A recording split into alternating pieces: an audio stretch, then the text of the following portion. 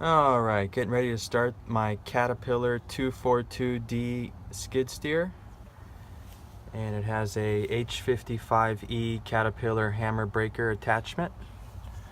Let's go ahead and get that key in the ignition. Let's get the oil pumping in there. Okay, that, yep. Okay, let's give it a rip. There we go. We're gonna let it warm up for a little bit.